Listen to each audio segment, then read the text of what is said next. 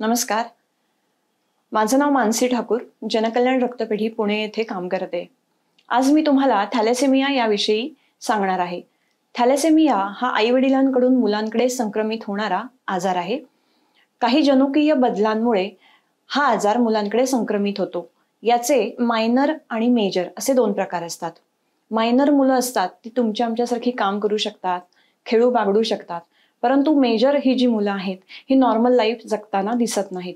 त्यांना सातत्याने रक्तसंक्रमणाची गरज असते आणि म्हणूनच हा थॅलेसेमिया मेजर आजार होऊ नये याच्यासाठी आपण काय करू शकतो, तर थॅलेसेमिया मायनर आपण आहोत का ही टेस्ट जी आहे ही लग्नापूर्वी आणि गर्भधारणेपूर्वी टेस्ट करून घ्यायची, की जेणेकरून जन्माला येणारं जे मूल आहे ते थॅलेसेमिया मेजर होणार नाही. तर ही काळजी घेण्यासाठी म्हणून, याचं प्रबोधन करण्यासाठी म्हणून आम्ही विविध शाळा, कॉलेज, त्याच्यानंतर IT कंपन्या, विविध संस्था, मंडळे अशा समाजापर्यंत पोहोचण्याचा आम्ही प्रयत्न करत आहोत. या माध्यमातून समाजापर्यंत पोहोचण्याचा प्रयत्न करत आहोत आणि त्यासाठी आपलंही सहकार्य आम्हाला अपेक्षित आहे. धन्यवाद.